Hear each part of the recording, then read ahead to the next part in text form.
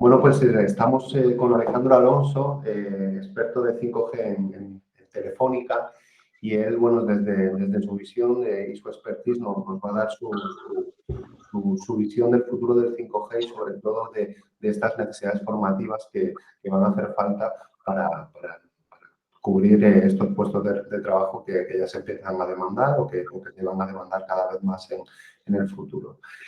Muchas gracias, Alejandro, en primer lugar, por acompañarnos aquí y contribuir en este estudio que nos ha encargado pues, el CRN a través de la Consejería de Economía de Empleo y Competitividad de la Comunidad de Madrid y a través del Ministerio de Empleo y del SEPE. ¿Vale? Yo soy Rubén Fuentes, CEO de TICJOB, y vamos a realizar estas entrevistas y en este caso con Alejandro Alonso. Bueno, encantado, Alejandro Alonso. Cuéntanos en primer lugar un poco quién eres dentro de tu compañía, qué papel desempeñas. Todo el mundo conocemos a Telefónica, obviamente, y sabemos que aparte en el 5G pues, está en todas las áreas de innovación y tecnológicas, obviamente. Pero cuéntanos un poco qué hace tu empresa en este área y cuál es tu papel dentro de la compañía. Lo primero, gracias a vosotros, Rubén, un placer colaborar con vosotros. Yo, como has dicho, soy Alejandro Alonso, soy experto en innovación en Telefónica de España, ¿vale? Ya todos conocéis, como has dicho, Telefónica de España. Lo que hacemos es proveer servicios de comunicaciones electrónicas, tanto fijas como móviles, y además también de servicios digitales como son cloud, ciberseguridad e IoT, conceptos con los que todos estamos familiarizados, por lo menos a un nivel básico. Entonces, dentro de innovación, mi papel, el papel que desempeño es al final hacer un scouting constante de las nuevas tecnologías, es decir, día a día examinar qué nuevas tecnologías hay, qué pueden desbloquear, si tienen un futuro cercano, lejano, asentado, etcétera, hacer ese estudio preliminar y luego coger a unos de nuestros clientes de la mano, grandes clientes o clientes particulares, etcétera, ver si estas nuevas tecnologías cubren necesidades que hasta ahora esos clientes tenían, pero las tecnologías actuales no las podían suplir, y hacer pruebas de concepto con ellos, ¿vale? Como departamento de innovación, no son servicios comerciales, son servicios precomerciales, hacemos prueba de concepto.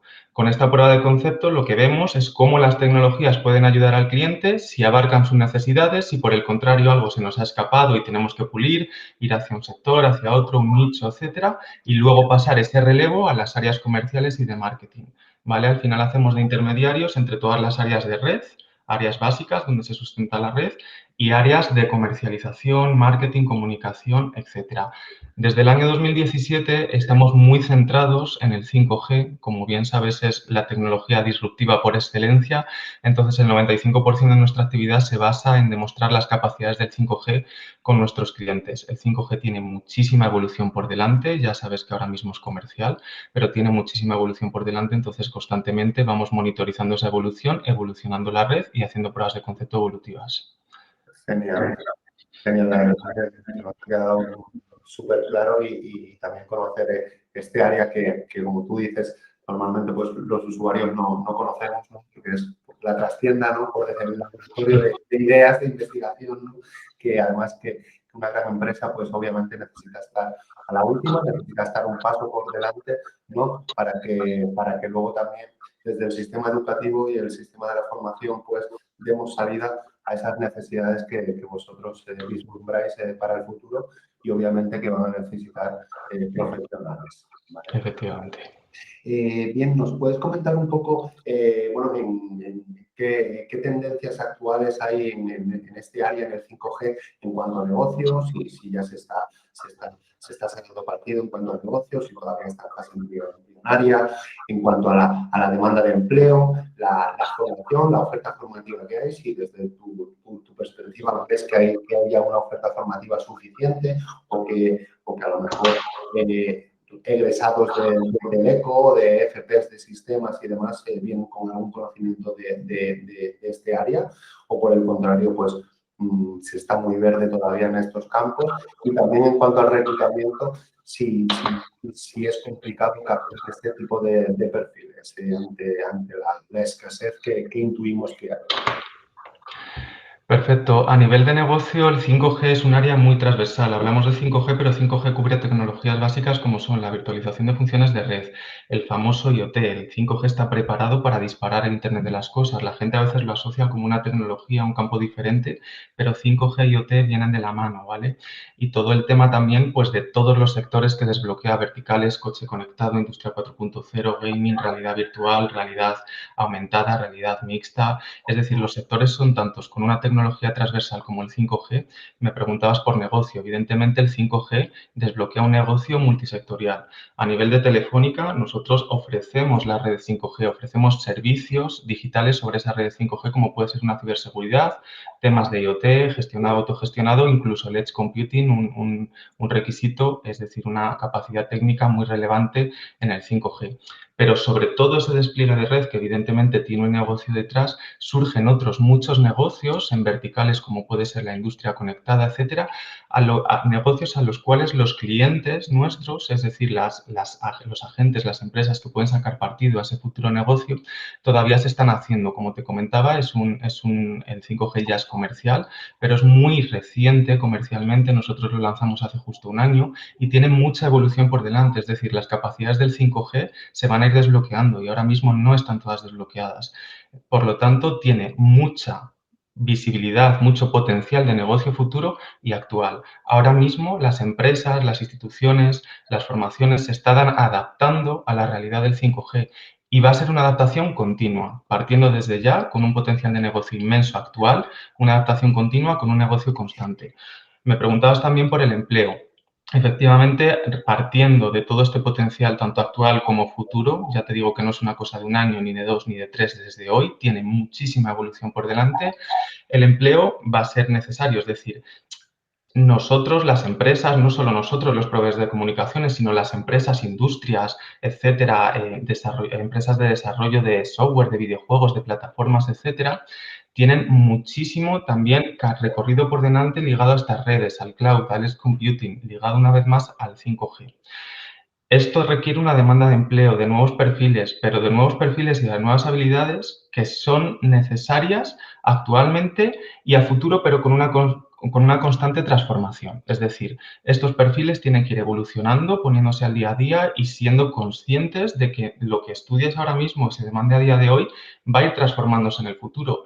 Y un ejemplo claro es mi día a día. Yo tengo que estudiar día a día constantemente para ser útil, digamos, para poder desempeñar mi trabajo y adaptarme a las nuevas tecnologías, cambiando mi forma de trabajar y también actualizando mis conocimientos. Es decir, el empleo es evidente, multisectorial.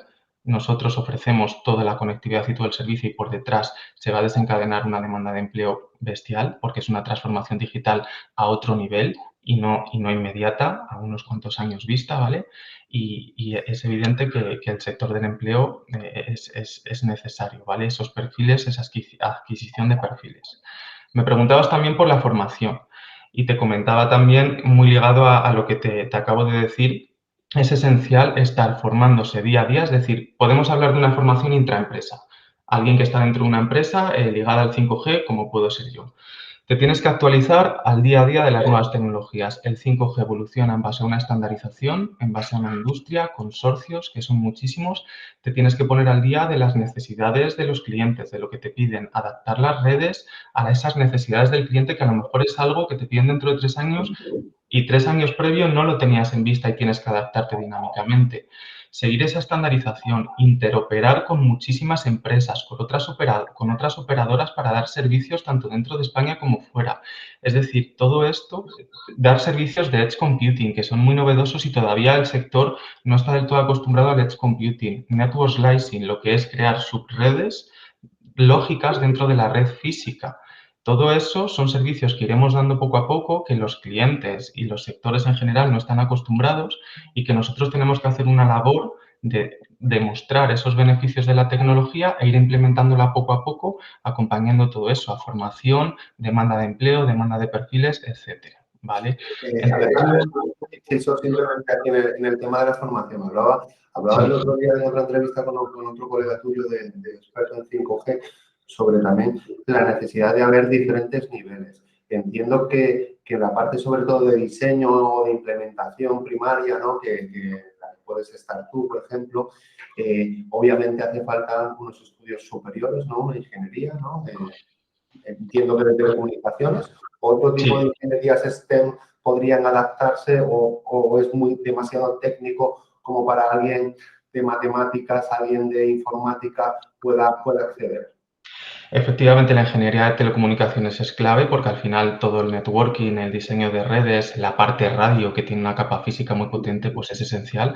Pero me ponías ejemplo informática. La ingeniería informática es esencial. Al final el 5G por detrás tiene una componente de sistemas operativos Unix, Linux, etcétera, enorme de virtualización de funciones de red y SDN, ¿vale? Redes autogestionadas, que es puro software, es pura informática. Para que te hagas una idea, en el 5G el hardware es de propósito general, pero es todo software, es todo código. La ingeniería informática o las FPs, donde sea crítico el desarrollo de código, sistemas operativos, networking, etcétera, tienen y van a tener una salida bestial. Y luego me decías matemáticas. Matemáticas, por ejemplo, tienen muchísima utilidad en las redes 5G porque las redes 5G tienen un componente muy alto de inteligencia artificial. Es decir, redes que son capaces de aprender por sí solas, detectar si puede haber un problema y ellas solas corregirlo, sin que haya un operario detrás, lo que son redes automáticas flexibles y programables. Toda esa inteligencia artificial son algoritmos que diseñan matemáticos e implementan informáticos picando software. Es decir, es totalmente transversal. Yo tengo incluso compañeros industriales. Vale, por lo que comentas, para esta parte de superior, ¿no? En cuanto a diseño, estrategia o implementación, pues una ingeniería, incluso una carrera de matemáticas con una pequeña especialización en esta parte, ¿sería suficiente o sería factible que se pudiera desarrollar ese profesional en este ámbito? Luego incluso habría otra parte de a lo mejor un FP superior a la parte de desarrollo, ¿no? De desarrollo de producto, etcétera, etcétera. Incluso hablabas de técnicos instaladores y el otro día lo hablaba, ¿no? Pues el operario, de operarios que ahora vienen a ponerte la fibra en casa, por ejemplo, ¿no? También va a hacer falta que esos operarios se adapten a esta nueva tecnología, a estos nuevos conocimientos técnicos o incluso también que el mercado formativo tenga ese nivel, ¿no? Un nivel más bajo, por decirlo de alguna manera, para tener operarios que puedan realizar la última instalación de esta tecnología. Efectivamente, por ejemplo, a nivel físico, el 5G tiene por delante muchísimo despliegue de antenas todavía. El 5G se divide en 3 grandes bandas. Nosotros acabamos de adquirir la segunda y todavía está por licitar la tercera, lo que llaman bandas milimétricas. Eso va a requerir un despliegue de antenas bestial, una capilaridad muy elevada de antenas. Todo este tema de certificación de instalación de antenas y mimetización de antenas, integración con el entorno, etcétera, va a ser vital, pero también todo el tema de desarrollo de código, networking, por ejemplo, una formación profesional en cuanto a programación tendría muchísima salida en el desarrollo de aplicativos sobre redes 5G, aplicativos que se pueden embarcar en el Edge Computing para dar un servicio. Una formación profesional en cuanto a networking, es decir, capacidades de red, todo el tema de redes IP, también es vital porque toda esa integración de nodos entre las redes 5G y con terceros también es crítica. O simplemente, por ejemplo, también el programar APIs de red. Las APIs ya sabrás que lo que exponen son capacidades estándares para que terceros se puedan enganchar esas capacidades. Todo eso está ligado a una programación y la programación es el fundamento básico del core y del negocio de las redes 5G. Pues la verdad que, Alejandro, gracias por estas explicaciones porque a priori, ¿no? Desde este lado de no técnico, ¿no? Pues pensamos en 5G como algo muy teleco puramente, ¿no? En la que el software o el desarrollo o la programación, ¿no? No está tan relacionado y sin embargo, pues aquí estás abriendo un abanico de posibilidades laborales, ¿no? A diferentes ámbitos técnicos, no solamente el que a priori pues, entendemos como 5G, redes y telecomunicación, ¿no?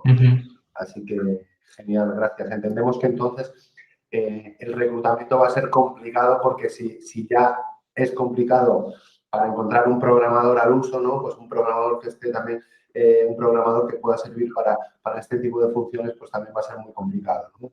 No te creas, al final la programación, es decir, es una disciplina, digamos, estándar. Hay muchísimos lenguajes de programación, pero por un lado tienes tu parte algorítmica. Cuando programas tienes que enseñar a tu cabeza a crear ese algoritmo necesario y luego, evidentemente, saber un lenguaje de programación que implementes. Pero al final, lo que desarrollemos sobre redes 5G, al estar virtualizadas al 100%, esos servicios que demos sobre las redes ligados a un edge computing, centralizados o a un network slicing, se van a desarrollar en lenguajes de programación familiares, un C++, un Java, hay muchísimo Python. Entonces, al final, un programa...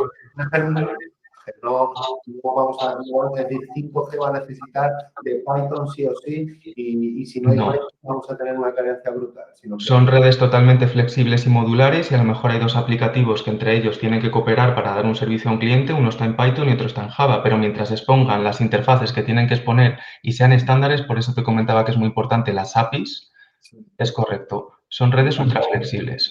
genial. Bueno, pues aquí el denominador común serían las APIs, ¿no? Para, Sí, para que se entiendan entre ellos. justo. Genial, gracias. Y entonces, ¿qué problemas encuentras actualmente y de cara al futuro en el 5G? De adaptación de la empresa, que la pyme, porque nos hablabas que está en fase, hace un año se ha empezado a comercializar. Me comentaban en otra entrevista que sobre todo pues las top 100, ¿no? Las grandes empresas son las que empiezan a instaurarlo. Y mi pregunta es, ¿qué problemas encuentras que las pymes puedan, que España es un país de pymes, que las pymes se puedan adaptar, que sea económica esta adaptación, que no haya empleados o que no sea atractivo para estudiar? Cuéntanos, ¿qué tipo de problemas podemos encontrar? Al final, los principales problemas es que es una tecnología bastante disruptiva, es decir, tú tienes que cubrir esa demanda de los clientes y los clientes lo tienen que entender y tienen que transformarse junto con esta tecnología. Entonces, el primer problema es transformacional. Estamos acostumbrados a lo básico y cuando te ofrecen algo novedoso, pues tiendes a ser un poco quizás reticente en invertir si no estás seguro o esperas a que otros lo hagan, etcétera. Entonces, primero, romper esa barrera, ese hielo, para que la adopción del 5G empiece a ser masiva. Y esa es precisamente la tarea del Departamento de Innovación, hacer pruebas de concepto y ruido mediático para decir, oye, mira, esto ha llegado para quedarse y desbloquea muchos de los problemas, ¿vale? Otro de los problemas es que al final el 5G es muy novedoso, es el futuro, pero tiene que convivir con muchas tecnologías, ya sea dentro de una empresa que lo ofrece, esta capacidad como Telefónica, como a nuestros clientes que le ofrecemos estas capacidades novedosas. Todo esto tiene que convivir con las tecnologías que llamamos legacy, es decir, hablamos del 5G, pero hay muchos clientes que tienen sistemas de hace muchos años. Hay clientes que usan las redes 2G para temas de M2M, intercambio de información entre máquinas básico, etcétera. Entonces, tienes que dar los servicios más avanzados, pero siendo consciente de que tienes que seguir manteniendo servicios que todavía son muy capaces y estás ofreciendo. Entonces, tú como empresa tienes que mantener perfiles antiguos, no digamos antiguos, pero perfiles de servicios anteriores, tener nuevos perfiles que se vayan adaptando a ofrecer al cliente estos nuevos servicios y el cliente ir poco a poco transformando servicios anteriores con tu ayuda hacia servicios novedosos basados en redes 5G. Y todo eso, además, con una capa de ciberseguridad cada vez mayor. La ciberseguridad es crítica, se menciona muy pocas veces, pero es totalmente transversal a todo. Nosotros siempre decimos que al final la ciberseguridad es una cadena, en cuanto un eslabón es débil, toda la cadena se rompe. Y la red 5G es muchísimo, son aplicativos, te comentaba desarrollo, software, radio, core, slicing, clientes, dispositivos, la seguridad es transversal y es crítica. Múltiples puertos de entrada y de salida, ¿no? Que necesitamos estar seguros, obviamente, ¿no? Genial. Ujú. Y bueno, ya por centrarnos un poco más en detalle en el tema de la formación. Bueno, ya hemos hablado que obviamente algo de formación previa entiendo que es suficiente, ¿no? Aunque no tenga que ser puramente 5G concreta, ¿no? Sino que se tenga esta formación y luego in company, ¿no? Como hemos hablado, pues se pueda especializar en las particulares necesidades de cada empresa. También hemos hablado de que como esta tecnología es y va a ser multisectorial, pues no es lo mismo tampoco las necesidades, entiendo, del sector agropecuario que del sector industrial o del sector de las telecomunicaciones, con lo cual esos conocimientos entiendo que también van a tener que tener una profundidad dentro de la empresa dependiendo de la particular necesidad de cada empresa, ¿no? Pero, por poner un ejemplo, alguien que venga de otra carrera, alguien que no tenga nada que ver con el mundo de la tecnología, ¿qué tiempo de formación mínimo necesitaría en redes o en teleco o en programación para que, por ejemplo, hablemos de programación y ahora hay muchos bootcamps de programación que duran 3 meses, 6 meses. ¿Alguien que tenga un bootcamp, por ejemplo, de 3 meses en Python podría empezar a meterse en este mundo o necesitaría tener algo más de experiencia o algo más de formación? ¿Qué duración crees que es la aproximada dependiendo del nivel al que se vaya a enfrentar dentro de este mundo? Yo te diría que un año lectivo, pero te explico. Ese bootcamp que pones de ejemplo de 4 meses, al final te da una formación muy específica, por ejemplo, en programación Python. Si tú eres bueno, haces ese bootcamp, lo entiendes y tienes las bases, te puedes meter en un nicho de las redes 5G, por ejemplo, desarrollo de aplicativos para terceros sobre esas redes 5G, y a partir de ese nicho donde tú estás exclusivamente centrado en desarrollar código en Python, pues ir aprendiendo en ese sector. Python vas aprendiendo, evidentemente en 4 meses no adquieres todas las destrezas, pero vas construyendo, pero estás muy acotado. Sin embargo, si tú extiendes esa formación a un año, puedes dar a lo mejor temas de programación que es esencial en uno de los lenguajes de programación, bases de networking. El networking es esencial para entender las redes y al final te ayuda a tener una visión más amplia. Temas de orquestación de funciones de red, virtualización. Ahora mismo está de moda el tema de los contenedores, de la virtualización de funciones de red, de las máquinas virtuales. Eso es esencial en las redes 5G. Podrías tener esa noción adicional junto con la gestión de sistemas operativos Unix y Linux, que es en lo que se basa todo el tema de la virtualización de funciones de red. Entonces, con eso tienes una visión técnica mucho más complementaria, no te cierra a un nicho específico de programación, en Python concretamente en este ejemplo, y yo lo complementaría con una asignatura enfocada al negocio, porque al final está muy bien que aprendas todo esto, pero dices, ¿y para qué sirve el 5G? ¿Qué es lo que voy a ayudar con esto? ¿Sabes? Es decir, el 5G me ofrece capacidades de baja latencia, ultra alto ancho de banda y segmentación de red, e IoT, pero ¿a qué sectores aplica? Pues a estos sectores, de esta manera, la previsión tecnológica de evolución de estas redes es esta y puede tener una repercusión económica en los países y en la industria de esta manera. Por lo menos esa asignatura, que quizás sea la más light, la que menos tiempo y dedicación tiene, te da una visión y una motivación de saber por qué estás estudiando esto y qué aplicaciones tiene. Y luego a la hora de buscar empleo también sabes enfocar un poco hacia lo que más te gusta o hacia lo que más demanda puede tener al ser una herramienta multisectorial, una demanda multisectorial. Entonces, esta asignatura de negocio que sobre todo en otras tecnologías disruptivas que me han comentado previamente que es muy importante porque obviamente las tecnologías disruptivas lo que ocurre es que desde la ignorancia pues, es difícil imaginar, ¿no?, las oportunidades o las aplicaciones que tiene, ¿no? Esto es importante aunque luego no vaya a ser un perfil funcional, ¿no? Aunque sea un puro técnico, también es importante, ¿no?, según nos comentas. Otra cosa te quería preguntar, hablas de un año lectivo como mínimo, entiendo que obviamente hay conceptos técnicos que son necesarios. Esto también se podría complementar con estas prácticas en empresa, ¿lo consideras importante esta formación práctica dentro de las empresas? Yo lo considero más que importante. Al final es como todo. Tú cualquier tipo de formación aprendes mucho, pero es muy diferente aprender a aplicar, a desarrollarte, a ver cómo es en el mundo empresarial, a ver cómo todo lo que has aprendido lo puedes aplicar. Entonces yo creo que complementar tus estudios con unas prácticas en empresa es lo más potente prácticamente que puede tener cualquier formación, con Vale, diferencia. genial, Alejandro. Y bueno, pues, entonces, por concretar algunas asignaturas básicas que tú consideres para meternos en este mundo, ¿no? ¿Podrías citar alguna? Asignaturas básicas, justo, redes de ordenadores, tener una base de redes de ordenadores, de programación, en uno de los lenguajes de programación que son más demandados ahora mismo. Como te comentaba, las redes futuras son flexibles, un Python, un Java te va a servir y te va a abrir la mente hacia esa algorítmica para adaptarte a otros. Temas de ciberseguridad son básicos, ¿vale? También, y se usa mucho el inglés. Al final, en todo esto trabajamos basados en el inglés, entonces también es muy importante. Es una disciplina que quizás se vaya un poco de lo que estamos hablando, pero pero es esencial. Genial. Y también por acabar el apartado de la formación, ya pues estamos en un mundo muy a distancia, muy online, ¿no? ¿Crees que es necesaria la formación presencial o solamente una formación online sería suficiente? Aquí hablamos de que a veces, si es parte también de trastear cacharros, como se dice vulgarmente, ¿no? En este mundo, ¿no? La máquina, como quien dice, ¿sería necesaria esta práctica dentro del centro de formación o esta presencialidad para poder exprimir o sacarle más partido a la formación?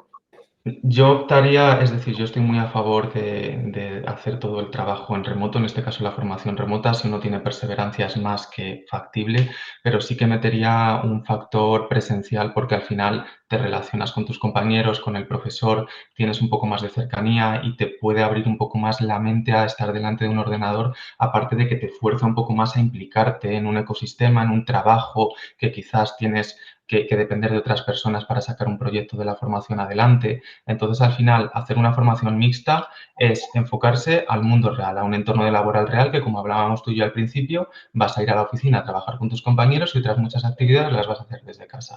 La respuesta es mixta. Sí, y también sobre todo para estos perfiles más de instalación, ¿no? Que obviamente pues el 90% de su trabajo va a ser con las manos, con la herramienta, con la máquina, ¿no? In situ, con el hardware, ¿no? Con lo cual, pues, entiendo que es necesario, ¿no? Que es un tipo de formación, pues como puede ser en la cocina, como puede ser la fontanería, que es necesario practicar, ¿no? Físicamente, ¿no? Con herramientas que en tu casa no puedes tener. Yo creo. Efectivamente. Y entonces el centro formativo, antes de mandarte a la empresa, que obviamente en la empresa vas a desarrollar esto mucho más, hacerlo en menor medida dentro de la escuela, dentro del centro formativo es importante. Efectivamente. Genial. Pues Alejandro, por concluir con esta entrevista tan interesante, ¿qué soluciones consideras tú necesarias para cubrir toda esta necesidad de profesionales o también para que este sector acabe de asentarse y acabe de expandirse de una forma masiva como auguras que va a ser? Desde las empresas, transmitir las necesidades que nosotros creemos que son futuras a corto o medio plazo, como estoy haciendo yo contigo, por ejemplo, y muchas otras personas. Es decir, nosotros tenemos un roadmap evolutivo y creemos que los perfiles que vamos a necesitar son de este tipo, ¿vale? Es decir, desde las empresas podemos ayudar muchísimo a definir planes formativos y luego también, evidentemente, ir actualizándose, es decir, tener una formación continua, estar al tanto de las nuevas tecnologías y en esas formaciones hacer ver a los alumnos que esto no es una cosa que estudie ahora y me quede con esta misma información de por vida porque me va a ser útil, que hay que seguir estudiando día a día, que si algo te gusta, aunque acabes una formación profesional, un máster, un bootcamp, etcétera, tener las herramientas para tú seguir desarrollándote en ello. Y eso también debería ser clave en esa impartición, abrir la mente de decir, oye, tú sigue formándote aunque esta formación termine. Todo eso nos va a permitir tener unos perfiles clave y adaptables para incluirse en las empresas y poder ser evidentemente útiles en las tecnologías del futuro. Genial, Alejandro. Creo que lo que comentas es clave de tener este cambio generacional, ¿no? De las nuevas generaciones que estudian, ¿no? Que sobre todo, pues, yo pongo el ejemplo, pues a lo mejor el técnico en fontanería, pues la fontanería, pues no avanza tan rápido como la tecnología, Justo. ¿no? Y entonces no es tan necesario reciclarse continuamente, ¿no? Sino pues de vez en cuando van saliendo cosas nuevas y el fontanero se adapta, pero sin embargo, en estos perfiles tecnológicos, el cambio viene cada 6 meses o cada mes. Efectivamente. Y te pongo un ejemplo. Yo acabé mi carrera en ingeniería de teleco hace 10 años, que bueno, pero tampoco es mucho, y el 95% de las herramientas y de mi trabajo diario es de lo que he aprendido yo durante estos 10 años y prácticamente la carrera te da las bases y los fundamentos, pero ya lo que aprendí está obsoleto. Es decir, tú tienes que transformarte y si no te quedas fuera de juego. Y eso es crítico. Genial. Sí. Pues muchísimas gracias, Alejandro, y concluimos con esto la entrevista. Perfecto, muchas gracias.